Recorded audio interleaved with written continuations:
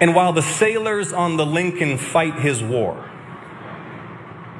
while he fruitlessly drains our munitions and oil reserves, the president sleeps through his meetings. He golfs and trades stocks. See, he doesn't want to do the job. He wants to build his ballroom and travel with Natalie on their apparently defenseless flying palace gifted by the Emir of Qatar. Oh, that was Democratic Senator Jon Ossoff, who is seeking re-election, but honestly, he's also seeking a presidential run in 2028. So he's probably super excited about the fact that simply mentioning Natalie Harp, who's a Trump administration staffer, has led to a lot of attention, because that's what political candidates want. They want attention. Just wanted to get that out of the way. But the name Natalie has been thrown around a lot lately alongside President Trump, which begs the question, who is she? And what kind of weird, unsavory shenanigans does she get involved in? She's pretty obsessed with Trump, we know that. And the first time we heard of her was when Maggie Haberman and Jonathan Swan over at the New York Times made mention of her. She is a blonde, bright-eyed, and bushy-tailed 35-year-old West Wing aide serving as Trump's executive assistant. So that's her official title. She initially made headlines after being one of the few people that Trump actually chose, handpicked to ride on his secret flight out of Turkey. So this was there was like a decoy flight. He was worried that the Iranians were gonna assassinate him. So he made sure that people like Marco Rubio, the Secretary of State, and other literal cabinet members were on the actual Air Force One flight, and then Trump was on a different flight in order to protect himself from a potential assassination attempt by the Iranians. I'm sure cabinet officials loved being on, the official flight that everyone thought Trump was on. Anyway, getting back to Harp, she never takes a day off. We all have one of those in our office, okay? Take a day off, but anyway, she never takes a day off, not even on Sunday. She works out of the Oval Office and she's got a regular seat on Marine One. She texts with world leaders, oh my God, that is so depressing, on the president's behalf. She stays up late with him drafting social media posts. There's more about her, and by the way, it's just gonna keep getting better and better as this segment goes on. So the New York Times also reports that as long as Harp is around, Trump enjoys an unvetted flow of information, some of it poisonous and counterproductive, at least as far as a number of his other advisors are concerned. She supplies him with content she fishes out of the social media gutter, like the video he posted depicting the Obamas as apes. So she's a piece of crap, on top of being a weirdo who's obsessed with a creepy guy in his 80s who appears to crap himself at various public functions. I'm speculating, but it does look like that is what he'd be doing. Okay, let's move on. According to previous reporting by the Times, citing unnamed sources who said she often sourced news from conspiratorial sources and fed Trump positive press about himself, which is unsurprising. Trump loves positive press about himself. Harp is often the final eye on many of Trump's incendiary social media posts, dictating his rants and pressing the button to post them, alarming other aides who aren't there to stop them. Okay, so we've been wondering, because his Truth Social posts have been just as unhinged as ever, but grammatically, spelling wise, they've improved a little bit, and it turns out it's because this Natalie Harp lady is the one posting them. So what's going on here? Why is she in the news other than the fact that Jon Ossoff pointed fingers at her or cited her in one of his speeches? Well, she's been deemed by many as the human printer because she literally follows the president around with a portable print. This is my nightmare, okay? I hate the printer on my desk. I have fantasies about throwing it out the window, running it over with my car literally every day. Can you imagine following Trump around with a portable printer? Like, that is torture. You want to talk about enhanced interrogations, you want to talk about torture. I mean, try this method. Anyway, So she follows him around with a printer because, I guess Trump wants hard copies of what he's reading. Like, he doesn't want to read it on a screen, he doesn't want to read it on a computer, he wants hard copies. Okay, so she'll print it out for him. So she was a presenter on OAN, because of course she was. She spoke at the 2020 RNC and vehemently believes that Trump won the 2020 election. And she worked for Trump's 2024 presidential campaign before becoming his executive assistant during his second term. Now, as the New York Times puts it, in some ways, Harp is filling a role that Trump has always required, going back to his days as a real estate developer in Manhattan. Back then, there were always secretaries sitting outside his office on the 26th floor of Trump Tower, ready at a moment's notice to hop to it. He referred to these women as the girls. So his relationship with Trump, her relationship with Trump is just a little bit strange for a woman of her age. Now, I get it. Some women, a lot of women, are drawn to power. They find it attractive. I don't know if this has anything to do with her being attracted to him. We'll talk about it in a little bit in more detail, but she has claimed that she has survived cancer because of Donald Trump. So her obsession might have something to do with something entirely different. Maybe it's not a sexual attraction. I just want to kind of put that out there because I do see a lot of people on the left making this about sexual attraction, and I just can't, I literally can't believe it. And you have to expand your mind and think that there could be some other things at play here, including maybe she's just not well. Maybe she's just not well, because obsessive behavior like this is not normal and it's not indicative of someone who's of sound mind. So in Maggie Haberman and Jonathan Swan's book, Regime Change, Trump is described as explaining to people that Harp, this is so sad, is the only one who loves him as much as his wife and children. So not at all? I'm kidding. I don't know how much his wife and children love him. Doesn't seem like a lot, but anyway. All his other staff will go off and make money, Trump would say, but Harp will never leave him. A little bit of projection there, Trump. A little bit of projection there. Noble Mobile is one of our top sponsors. We love those guys. They save you a ton of money. So they've got a new proposal for you guys. It's gonna save you even more. So you can't pay more than $50 ever. You get money back for if you don't use your data. So it's already an incredible deal. TYT.com/switch. Now they're saying your first month is going to be only $10. So that's depending on how much data you use, savings of $20 to $40, right? You could download the app to track your brain rot index. That's how much you can save each month using your phone less and spending more time doing things that actually make you happy.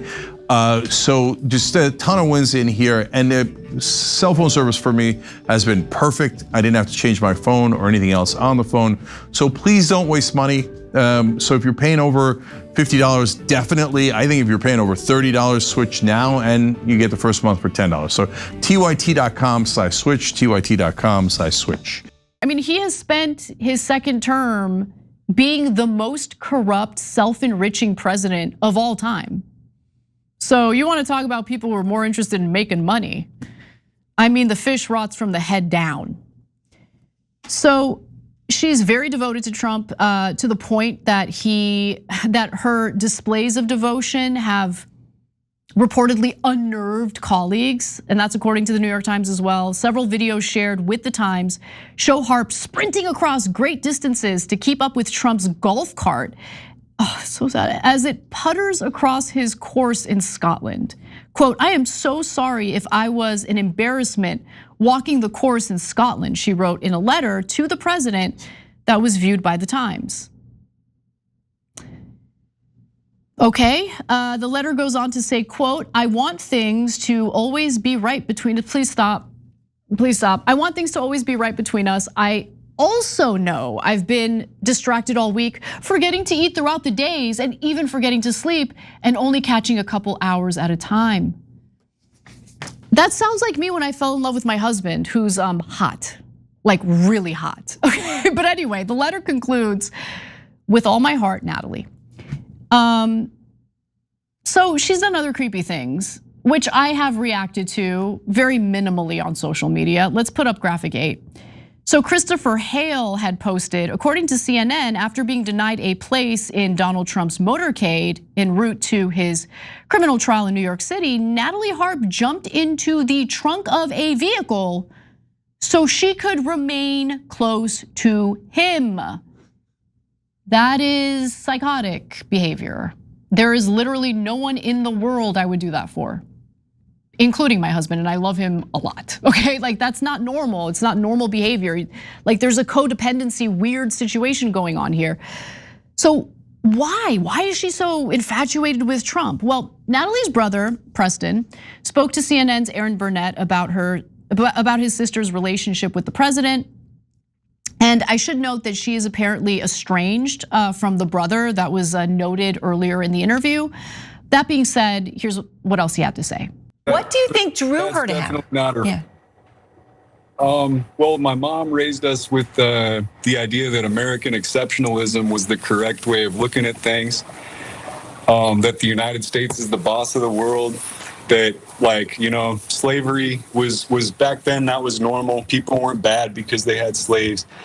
And honestly, and it's like Trump wants to take all those books out of schools. He wants to rewrite history. And so I think that my sister, unfortunately, didn't break out of that delusion that my mom raised us with. And Trump is like everything that my mom taught us to respect. So I think that's where her infatuation for Trump comes from, honestly, because I don't think it's a physical attraction. Let's get real, you know? Man, their mom did them real dirty. But I don't think that's the full explanation. Like this is not normal behavior. There's no amount of parental conditioning that would get someone to behave this way at the age of 35. At least I don't think so. I could be wrong. I'm not a mental health professional. So regardless, the brother, Preston, calls the obsession unhealthy because it literally is, and hopes that she wakes up to reality. Here's more of what he had to say. Trump's best friends are people who are his fan club, you know? And so she's his biggest fan. And so that's probably why he likes her. And she's good looking. She's got a good personality. I don't know. I want to ask you, Preston, on something that she thinks that he saved. He thinks that he saved her life. So somebody living with that kind of gratitude, that must feel pretty good. So I do not know the veracity of this claim, but if this is true, I can definitely see someone being eternally grateful. Someone donated their kidney to my mom so she could survive. She was on dialysis, she had very limited time left, and that kidney saved her life. I am forever indebted to the person who did that. And he is considered a family member now, love him, but I'm not, he lives in a different state. I'm not gonna jump into the trunk of his vehicle. You know what I'm saying? Like I'm okay with living in different states. He's great, it'd be nice if we could hang out more, but my mom's not gonna jump into his trunk. Like that's psychotic behavior. So just to give you a few more details about this. So Harp is allegedly a survivor of bone cancer. She did talk about this publicly. And she says that she survived as a result of something Trump did in 2028. So it was basically legislation providing terminally ill patients access to experimental treatments. And I'm gonna be honest with you, this is one of the good things Trump did in his first term, okay? So his first term, he did a lot of bad things, but he also promoted and passed important legislation. If you're terminally ill, I think you should be allowed to do experimental treatments, like why not? And so she honors him as the individual who saved her life. But again, I don't know if that's the full explanation here. And the bigger problem, just taking a step back, because this isn't just about Natalie Harp. I think Natalie Harp is a symptom, an extreme symptom, of a broader problem that we're witnessing with the Trump administration. Trump managed to do a few good things in the first term, like this legislation that Harp references. And he was also kind of constrained because he had some adults in the room. He hated them, but there were people in the room who kind of kept him a little under control. right now he is surrounded by people at different layers or levels of Natalie Harp syndrome. In other words, they're all telling him what he wants to hear. He's surrounded by yes men and women. No one is giving him a perspective or getting him information that would, maybe mitigate his worst tendencies. That's the bigger problem here. And what's also kind of evident to me, and I could be wrong about this, but I have noticed that Trump likes to surround himself with people who were, for lack of a better word, nobodies before he tapped them to serve incredibly important roles in the White House. And when you come up from nothing to suddenly you're in the Oval Office, you also feel forever indebted to Trump, to the guy who did that for you. And I think he wants that kind of environment. But that's just my opinion, that's just my perspective. I hope she gets help. And I'm not saying that as an insult because, again, I think that there's something deeper at play. And as much as I dislike Trump, as much as I can't stand the government or this administration, I don't want people to suffer with, mental health issues that they're not getting treatment for or help for. So hopefully she gets help because you should not be following around a weird 80-year-old who's a war criminal and has done terrible things to this country and the globe with a portable printer. You shouldn't be jumping into his trunk. It's not normal. Don't do that. Every time you ring the bell below, an angel gets his wings. Totally not true, but it does keep you updated on our live shows.